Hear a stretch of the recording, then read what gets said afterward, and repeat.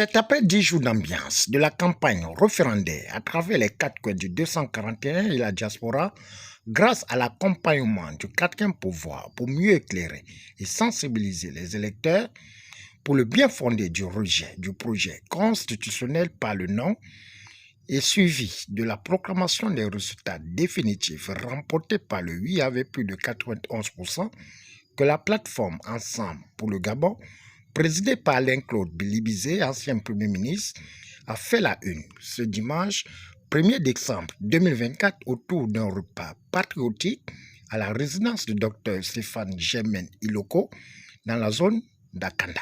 Donc cette plateforme est aujourd'hui en repos parce que nous venons de traverser une phase importante dans le cadre de la campagne référendaire pour adopter ou rejeter le projet de constitution.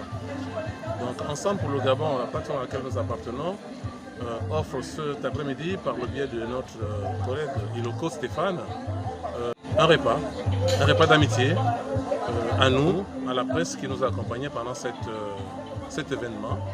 Et nous sommes là pour célébrer cet événement à l'occasion de ce déjeuner. La presse officielle a contribué, mais celle qui a beaucoup assisté la plateforme dans ses sorties, c'est la presse privée. C'est vous. Et c'est à vous que nous adressons ce petit repas d'amitié.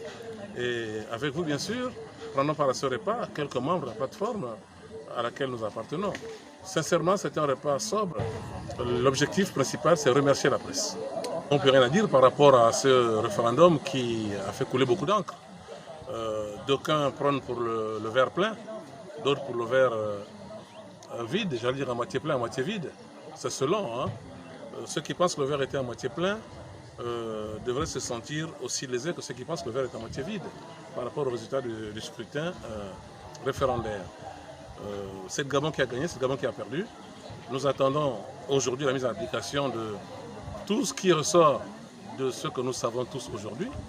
Mais je peux vous garantir que nous sortons de cette élection avec une amertume. Une amertume parce que autour de 6 à 5 articles reste notre préoccupation. Donc on dit allons-y comme ça, on verra ça devant. On va voir, mais les perspectives à venir sont quoi? Les présidentielles, les locales, les législatives. Nous sommes présents et nous irons toujours dans le cadre de l'opposition, même si elle existe officiellement, dans l'opposition si les choses sont mal faites.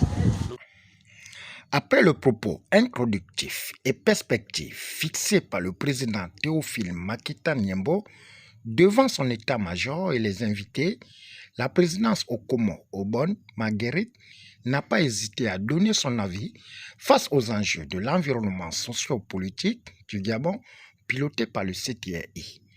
Collègues, la plateforme Ensemble pour le Gabon pourrait un repas, un dîner de prise de contact parce que nous avons déjà fait la première partie, c'est-à-dire le référendum. Là, nous avons dans les perspectives, qu'est-ce que nous allons faire de notre plateforme, quels sont les objectifs à terme. Les résultats de la Cour constitutionnelle ne me donnent pas parce que je connais le fonctionnement de la Cour constitutionnelle. Et au départ, nous avions un taux d'abstention de 52,64% et la Cour s'est arrangée à augmenter ce taux d'abstention-là. C'est coutumier des faits de la Cour constitutionnelle. Mais lorsqu'il y a les résultats aussi, lorsque les résultats sortent des urnes, la Cour constitutionnelle a toujours trouvé une manière d'arranger. Donc ça ne me surprend pas de la Cour constitutionnelle. Ils sont restés dans leur logique.